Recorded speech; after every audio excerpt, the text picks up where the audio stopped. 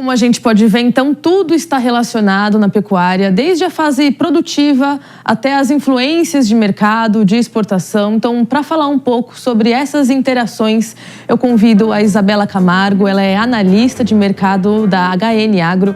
Bem-vinda, muito obrigada pela sua participação. A gente viu aí no VT esses números falando, né, dessas projeções, IMEA, IBGE, mas eu queria entender de que forma... Primeiro, as diferentes fases desse ciclo da pecuária, né? Cria, recria, engorda. Como que essa redução no abate das fêmeas impacta as decisões e a viabilidade econômica de cada etapa do processo produtivo, né? A gente está falando de que o produtor ali, o pecuarista que faz a cria, tem um tipo de custo, a recria é outro tipo de custo, né? Como que isso... Explica um pouquinho para a gente essa interação, por favor. Bem-vinda, obrigada de novo.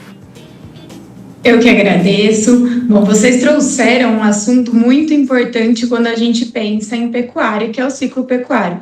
E a gente entendendo o ciclo pecuário, a gente consegue até prever, se antecipar, né? Não é nem prever, mas se antecipar as oscilações que vão acontecer. E quando a gente pensa em ciclo pecuário, a gente tem que pensar em abate de fêmeas.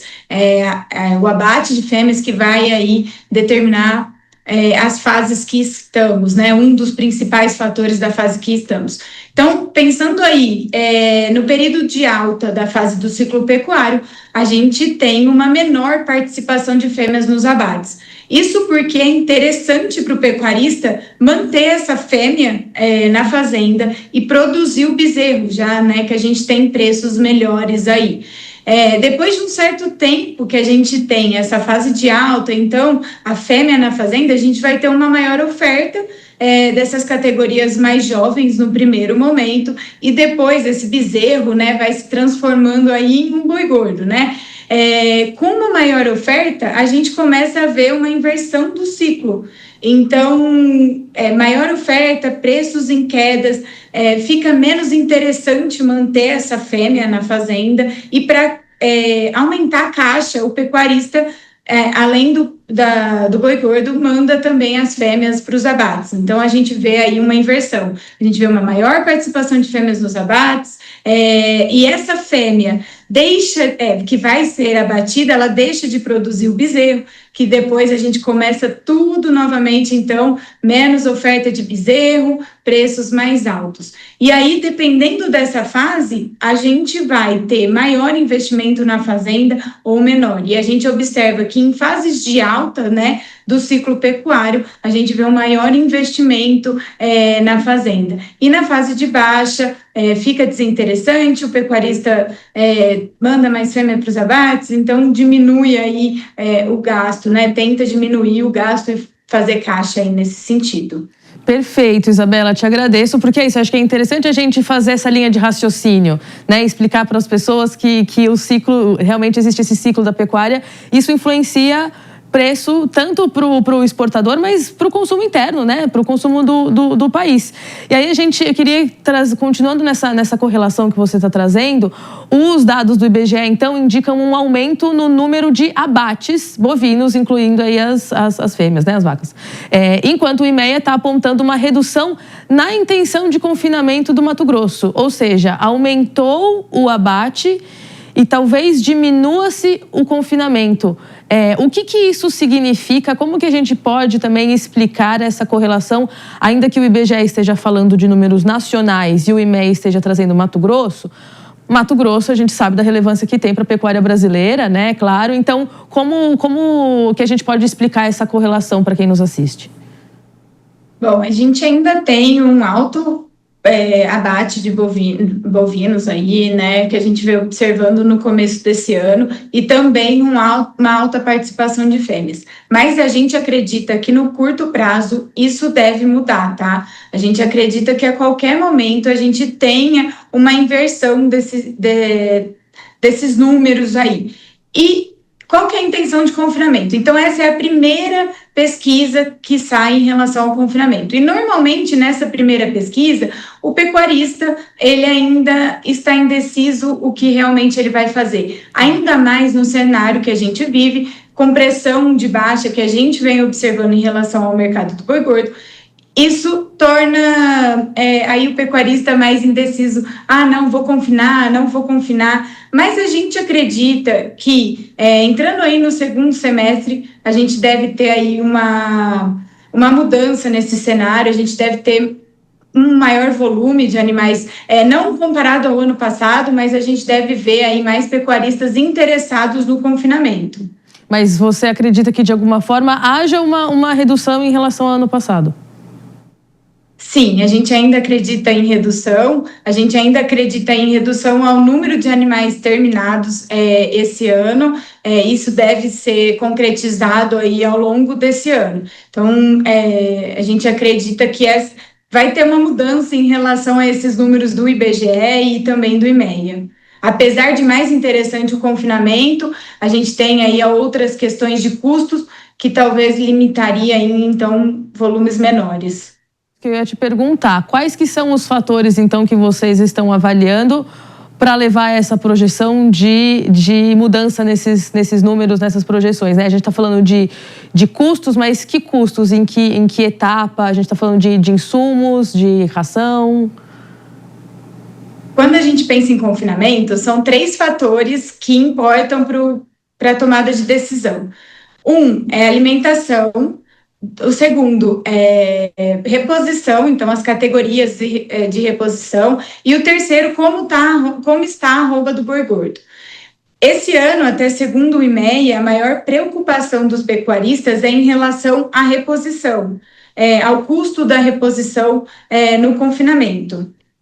Então, mas a gente acredita aqui que, apesar do mercado de reposição, nesse momento, estar mais firme que a arroba do boi gordo, ainda tem, assim, oportunidades pensando nesse mercado, tá? A gente está no início da fase de alta do ciclo pecuário e até o mercado futuro já mostra aí preços melhores para o segundo semestre. Então, vamos pensar, comprando agora essa reposição, a venda vai ser, para o segundo semestre, então a gente vê ainda um cenário bem positivo. Para o milho, a gente viu boas oportunidades no mercado futuro, então também um importante item aí do confinamento. E em relação ao preço da arroba, a expectativa é de preços firmes, pensando no segundo semestre. Perfeito, perfeito, te agradeço. Não vou terminar a nossa conversa antes de te perguntar rapidamente como que vocês estão avaliando também, você enquanto analista de mercado, o impacto de gripe aviária, o reflexo disso para a proteína, para gado de corte, né? A gente está falando aí que existe uma projeção de que com a gripe aviária e o Brasil exportando menos, mais frango se retenha no mercado interno, o preço deve cair, a população deve consumir aí mais carne de frango. Vocês avaliam isso? Você, enquanto analista, tem olhado para esse comportamento também, não necessariamente só para mercado externo, mas esse comportamento do consumidor?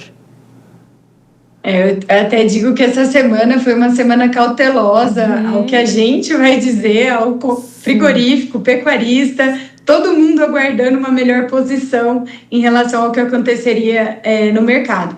A maior preocupação é sim em relação à carne que fica no mercado interno, que não vai ser exportada, mas a gente acredita que em breve isso deve se resolver. O Brasil é um importante exportador, como você até disse no início da nossa conversa aqui, e assim, não dá para ficar sem a carne de frango brasileira, né?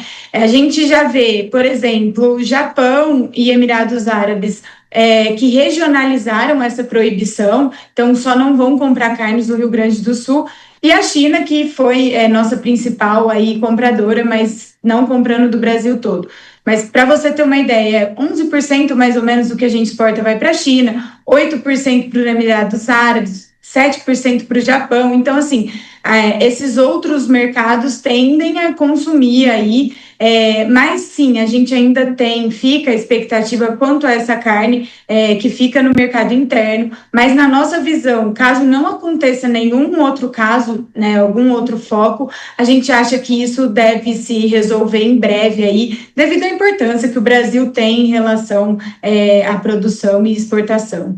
Claro, sem dúvida, acho que é uma perspectiva, assim, que todos esperam ter, né, em relação a não ter mais nenhuma confirmação, mas de alguma forma, eu queria entender, assim, para o pecuarista agora, esse pecuarista indeciso que você falou, inclusive, né, há poucos minutos atrás, toda essa questão da gripe aviária e da manutenção do frango no Brasil, pode impactar a decisão dele agora ou não? Ainda é muito cedo, ele tem outras prioridades para pensar antes de se preocupar com gripe aviária?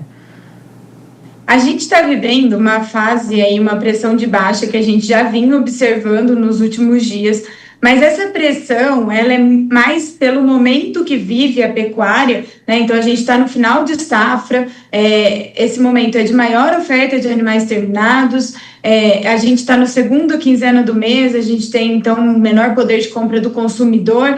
Então, essa pressão de baixa que a gente observa agora é mais pelo momento que vivemos do que em relação ao que aconteceu. É claro que alguns frigoríficos cautelosos aí com o que aconteceria em relação ao consumo abriu o mercado oferecendo preços menores para a arroba, mas alguns frigoríficos ficaram fora das compras, não, esperando aí o que iria acontecer em relação ao mercado. E quando a gente analisa, por exemplo, o preço do frango, a gente não viu nenhuma mudança drástica nessa última semana.